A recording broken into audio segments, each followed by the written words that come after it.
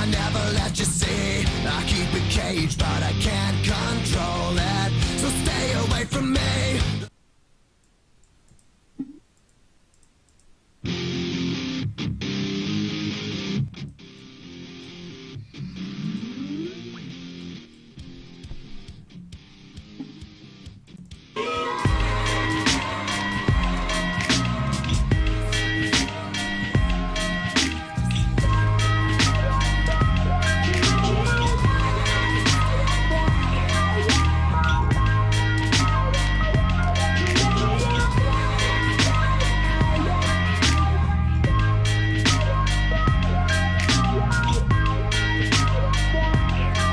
Now from the longest to the shortest, 24 in a year. From the verses to the chorus, you've been longing to hear. The talk story transmitted through verses, we persevered. We the present, we last, and future first. From the spear to the slingshot, we rocked upon the solid block of granite. We stand over the plan to hold the weapon with the fist and heal it with an open hand. Feeling focused on the promise of a liberated land. And I'm just a simple man getting caught crossing the fire. More often than not, fire crosses us and the cross is on fire. Reminders it's not enough. It's been time to dig and find the diamonds in the rough and then refine them into weapons to cut up the belly open till we all fall out. Cause the end of what it was is what it is. Hey, bud. Hey. Kinda different from how we still drop it on the one like Good, elevators just had to get everything going here. Now it's the turning of the page. We all up and running, ready to do this thing? Yes, we are. Sweet.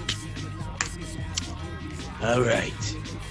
We got the guys on the football squad here. Isn't that? I think that's what it's called.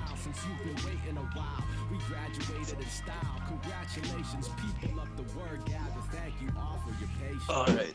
Whoa. So I just set up Open Broadcast System or whatever it is, OBS, Right. and it is so much cooler than XSplit. I know it. It's really easy. Yeah, I was like, Yeah. I was freaking out on how long I thought it would take to set up, but it actually turned out to be super fast. It's exactly what I did earlier today too. Yeah. I set it up in 3 minutes before the game started. But it all worked out. Exactly. And I think, see, I should be able to go like this and change it to a TCG versus Carbonic background. I don't know if anyone can see that on the stream. I'm watching the stream. I will keep my eyes out for that one thingy. It's got a bit of a delay. There we go. TCG versus Carbonic. Let's see.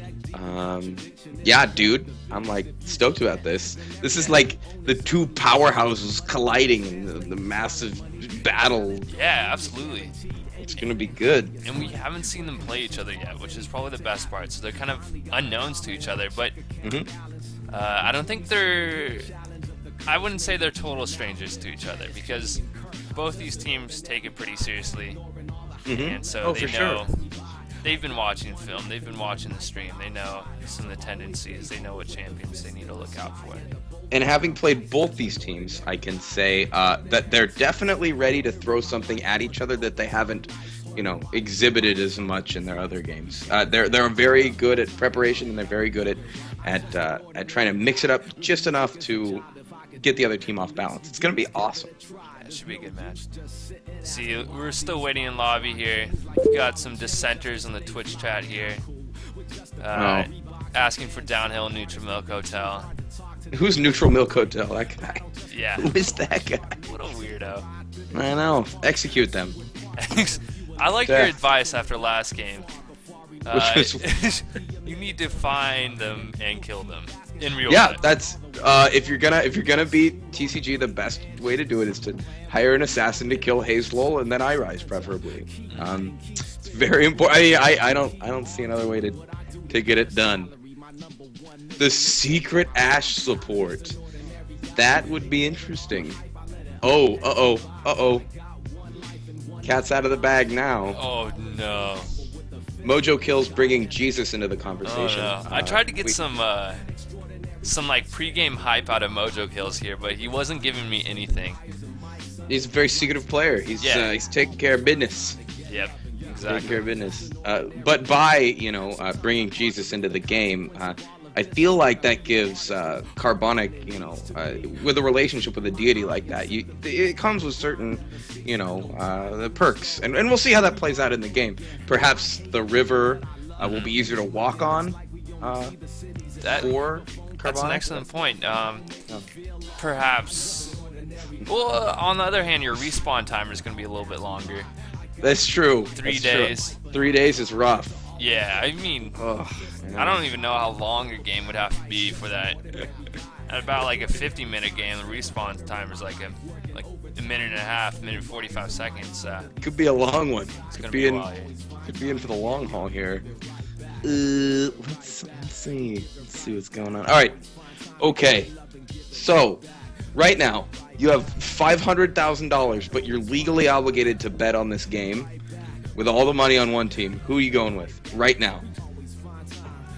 I'm gonna go TCG.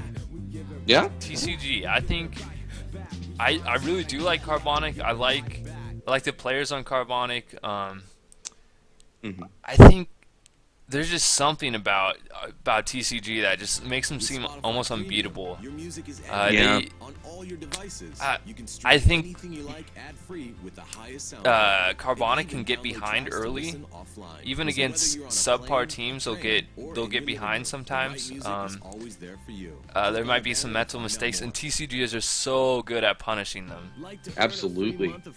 Yeah, as I experienced firsthand, they will come back and they will beat you mercilessly. They are incredibly good at taking objectives. Exactly. I know we say that a lot, but I think they've received 4,000 or 5,000 or 6,000 uncontested Barons in a row. Yeah. The largest active streak in UOLCS. And I as good as Carbonic is, I'm not sure that they can stop the pain train that is Hazelol led. That's true, but then again, like looking at just this, you can look at the rankings, the solo queue rankings. Mm-hmm. TCG must have something in the water there. It must be drinking something special, because they've got a Gold Division 1 player, and I've hovered around Gold Division 1, and I've also played against the people on Carbonic and people also on TCG, and I am not on the same level as them when I've got that solo queue ranking. Right. Oh, for sure. Now, not to defend myself too much, but as a Gold 1 player, I feel like I matched up well against TCG's AD carry. I'm not saying that I'm like better or that I defeated him handily, but I feel like I held my own on Flarnet. But you never know. Like, for example, Steven Jackson is a gold tier player according to solo ranking, but when he played Carbonic, he took it 2 mojo kills. You never know. You never know. Yeah, that's exactly right. And oftentimes, as you get higher up in ELO and as you play the game longer, it might be those mental mistakes or your attitude that's keeping you down, right? In ELO, and sometimes their mechanics can be not always as good, but sometimes they definitely are on par. And given the right situation, you can take advantage of them, and you will perform well. And you can see that in TCG. If they've got leadership, someone making good calls, then they've had success so far. Yeah, absolutely. Do we know who the shot callers are for each team? I'm assuming it's Hazelol for TCG. I'm pretty sure it's Hazelol. Yeah. And I think it might be Mojo Kills on. Yeah. Mojo Kills Carbonic. up in top lane, correct? Yes, sir. Mm-hmm. Doing that whole thing. And, I know what champions most of the guys like to play on TCG. I know a couple hanging out on Carbonic. I know Mojo Kills is deadly with that Nasus top lane. Once he gets rolling up there, it's pretty hard to come back from. He also is partial to the Renekton pick. So those are 2 things to watch for top lane over there. That's a good point, but we did see Steven Jackson, who you mentioned earlier, tried to take out the NASAs versus TCG. Yeah, oh yeah. And he was absolutely shut down. He was not a factor at all. It's true. And at 10 minutes into the game, he had like 45 stacks on his, or he had 45 damage stacked on his Q, which is not enough against TCG, unfortunately. Now you got a one-shot kill Hazel. That's your chance. Yeah. You gotta do everything you can. So we are into Champion Select. So let's head and see what the riffs. Oh, we got 2 quick bans. We got Zach, which is definitely aimed at Eugene Feeney over on purple side. I'd be for doing some of that. I think we still got this huge TCG versus Carbonic logo up. I think it should be dropping over. Oh, there you go. You're good. Yeah. Sorry. I should trust in the GG Chrome. Yeah, I think maybe my OBS skills are still a little weak, but there we go. And this is interesting here because TCG always bans Cassidon. Like regardless of whether the team on the other side plays Cassidon, they ban him. They cannot play against Cassidon for some reason. Oh, and here's an interesting ban coming out purple team is the Yasuo ban. Mm-hmm. Because Mojo Kills, you can watch him on stream and he's playing nothing but Yasuo. Oh, for sure. Yeah. I mean, but then there's Senior Hazel on the other side, aching to get that Yasuo. Yeah. I honestly just need to ban all the mechanically complicated champs to nerf Hazel as much as possible. Ooh, and the Kale ban, I think that's definitely... Yep. The Nasus pick, that's a comfort champ for their top laner Devilish. He's really good with Nasus. Yep. And I think there's some flushed faces and maybe some swear words going out on both sides because we got some comfort picks being taken away from both sides. I have seen Blue Dream Fiendian on Elise, and he played on his Smurf with me. So on his gold kind of plat level Smurf, he was playing with me, and we actually got flamed for about a 40-minute game where he got called trash. Of course, this Diamond 1 jungle player is getting called trash by some gold player. That's hilarious. Yeah, and then we matched up the next game with the same guy, calling him trash again, and then Blue Dream Fiending just absolutely dominated. Yeah. That's poetic comeuppance, even. Yes, exactly. Check this out. Okay, that is a Lee Sin on Irise. This game is over. I'm calling him right now. Irise on Lee Sin is breaking hearts and attaining women. It's insane the kind of stuff that he can do. So the last pick coming over here on the purple team is top lane, which is interesting. Usually people like to say that for mid pick. I think perhaps the ADC for Carbonic, big tough stuff. I think Jinx might have been a priority pick for him. Go with Thresh because we've seen a lot of good synergy with that. It's definitely very strong lane early on. Oh no, it's real good. And especially for split pushing or 2v1 laning, it's really good to be able to push that wave back and poke his Thresh while getting the damage on the tower from Jinx. So maybe that was something that factored in. Like we're gonna take that away from them, so they can't do that. They're forcing that. The Donger. I really hope the Donger is picked here. Zeminar will have broken my heart thoroughly if the Donger is not selected. So does this mean we're going to see Hazel on Lissandra? I guess it does. Yeah, I like that matchup, Lissandra and Zed. I like Lissandra because you've got kind of that... Her ult's going to nullify Zed's ult. Absolutely. And also what I also like about that is you've got top lane Nasus, which is a farm-heavy, really good damage dealer, but the initiation's a little weak. It's not a Zac initiate, it's not. Right, absolutely. You're not going to go flying in, but with Lissandra, you can initiate, and then you've got your team to follow up. You've got Lee Sin to initiate, you've got Lissandra to initiate, and then you've got some serious damage coming. And so I really like that pickup. One of the major differences I see is the lack of hard CC coming from purple team. I don't know. And that's something that the gentlemen over here at TCG have been really good at picking up. Like all the champions here have some form of CC. Most of them a stun or a knockback or something, or a snare. And over on the purple side, you've got Thresh, of course, And then you've got the skill shot, which, you can't always depend on. And other than that, there's not a lot of real CC coming from them. Right. And I've seen them use TCG use their CC to great effect. Yeah, so I mean we're gonna have to watch that. I honestly right now I'd give the team comp to the blue team at this point. That's what I would go for. Yeah, and we've got Downhill over in chat. He's arguing that Mundo is a trash pick against Nasus. And yeah, I mean probably not the most kill potential. You do see Mundo going with an Ignite. Yep. So he's looking for a little bit of aggression in lane, but Nasus does have the teleport, so he can safely farm in lane, and also he's going to have a little bit more map pressure. And then talk about map pressure and TCG. Yeah. Oh man, it's devastating. Yeah, it's devastating. So if TCG's got Nasus where they want him with the teleport, that's going to be pretty scary for the late game. I'll tell you right now.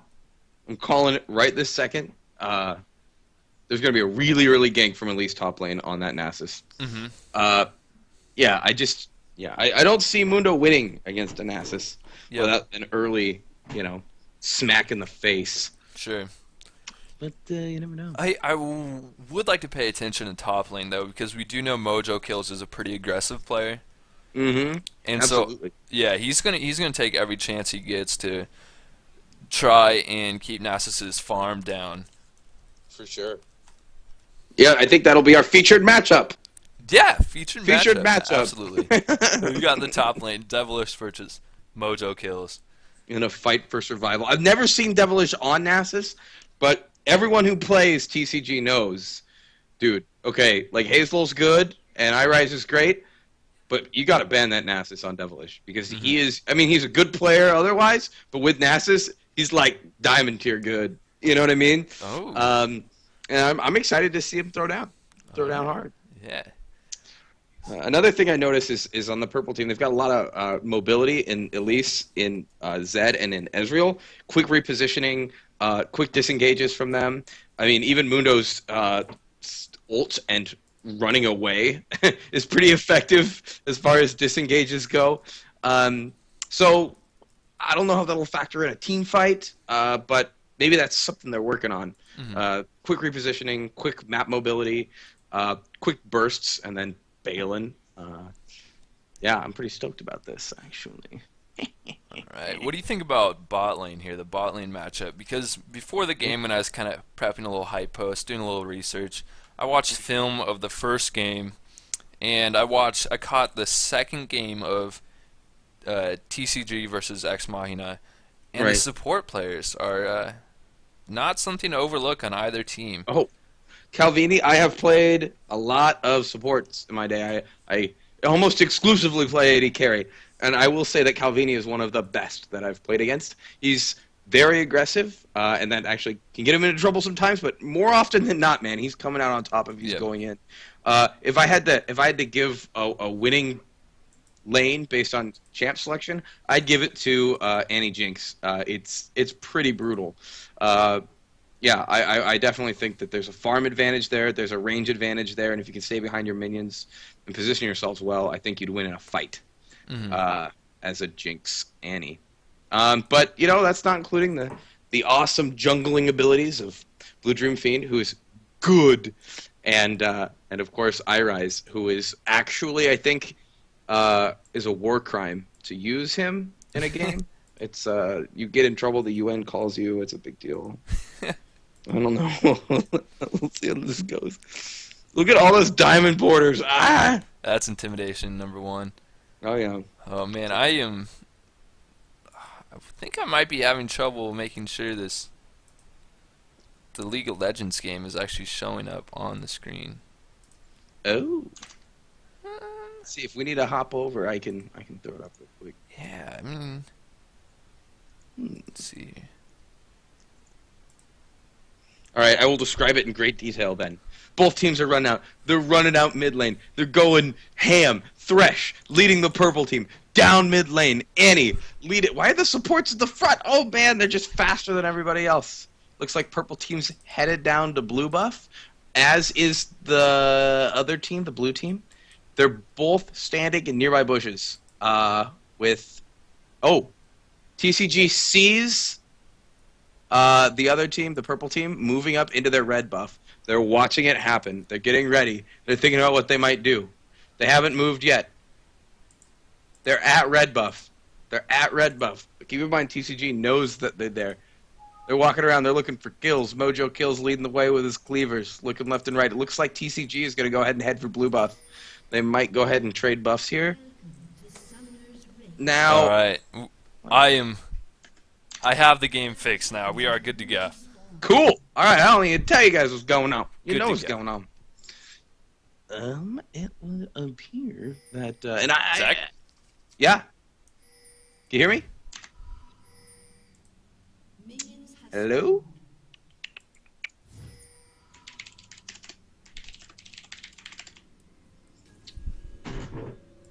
Gavin? My good man?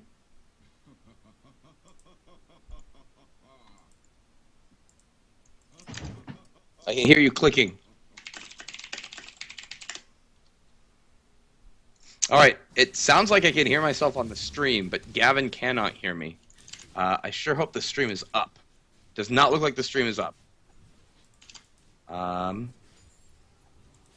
If need be, I can go ahead and swap out. But for now, I will tell you in all exciting detail and glory about what's going on. I'm sure we'll fix this pretty soon. Looks like they went with a 2v1 top and a 2v1 bot lane. Mojo Kills is not messing around. He's immediately leaving the lane. iRise goes in, a quick poke onto Mojo Kills. He's going to pay for it. Not quite get them down. Hurt him pretty substantially, though. I don't think any substance there. Pretty strange play going down. A lot of wards.